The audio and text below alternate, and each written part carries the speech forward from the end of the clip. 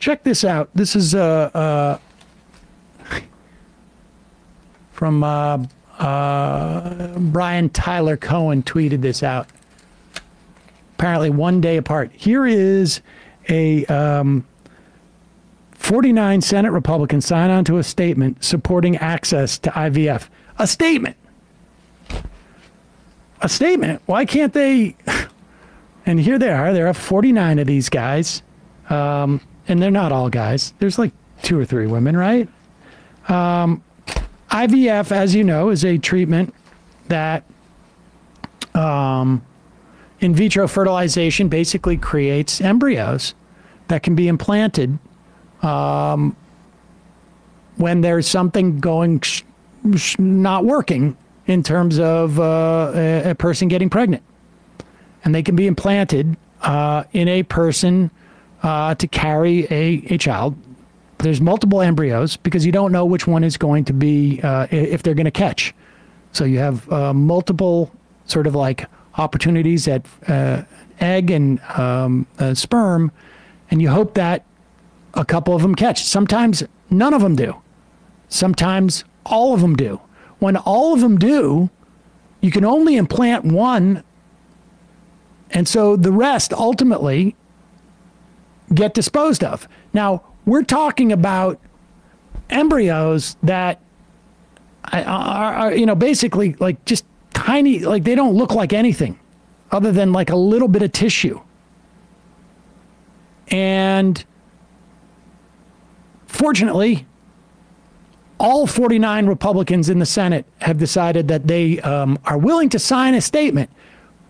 Well, then let's give them the next day an opportunity to vote, saying that to indicate that you support national access to IVF and make it a statutory right. It's not a constitutional right, but it's statutory protections for IVF. And nope, they voted against it. Well, we feel this way, but we don't want to do anything about it. In fact, we want to do the opposite. And not coincidentally, on that same day, maybe it was the day before, the 15 million people represented in the Southern Baptist Convention, which is America's largest Protestant denomination, and they have basically a political organization that represents them called the Republican Party. And the Republican Party just responded in the way that they have been trained to do in rejecting that IVF thing. Sam, do you know the Southern, was it the Southern Baptist Caucus or Convention? Do you know why they are called Southern Baptists?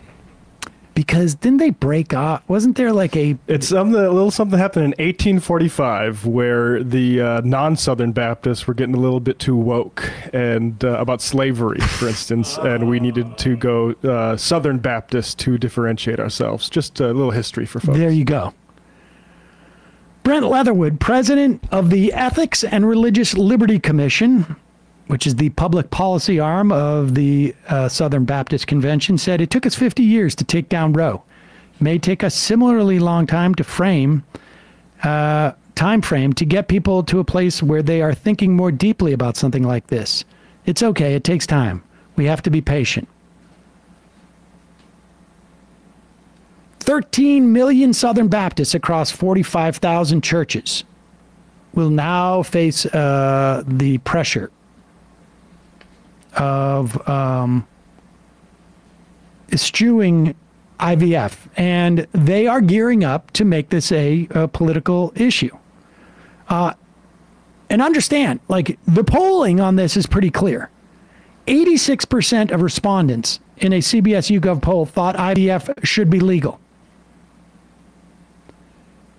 IVF has 78% support among self-identified pro-life advocates and 83% among evangelical Christians. I will bet you, and if anybody wants to do this,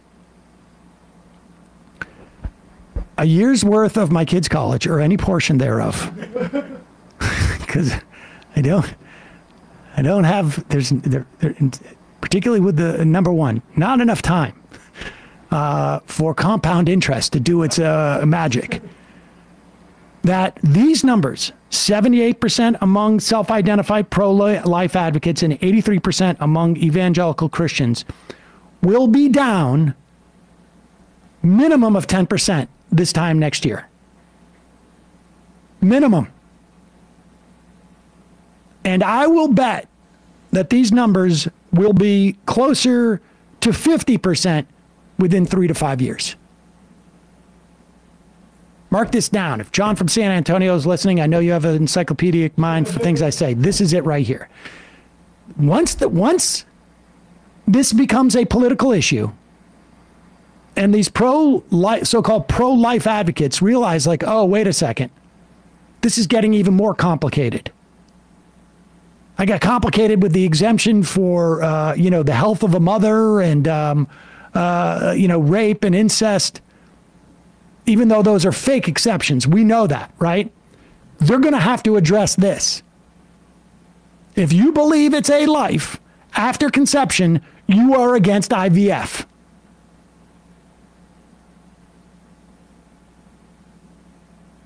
And because if you're talking about a 6-week-old pregnancy, the difference here is nominal. And the way this will go is not, they will say, like, oh, wait a second, we have a problem.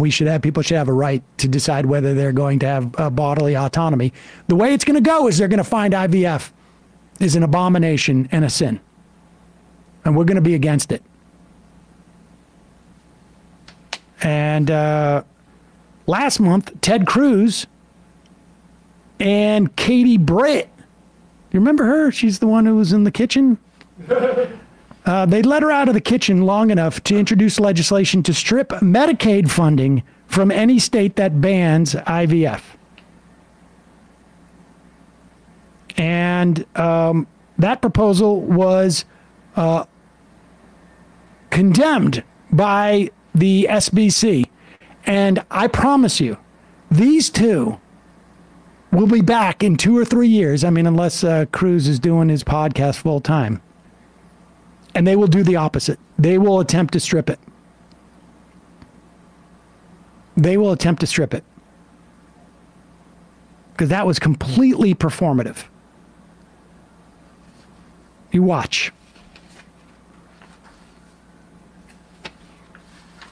And of course, the Medicaid is a twofer for them. That's actually like not a bug. That's a feature for some of those people. Dave from Jamaica will take that bet. Good. Hey, folks, don't forget to hit the subscribe button and check out our daily show. We do it every day at 12 p.m. Eastern for about 2.5 hours. We even take phone calls. You should check that out.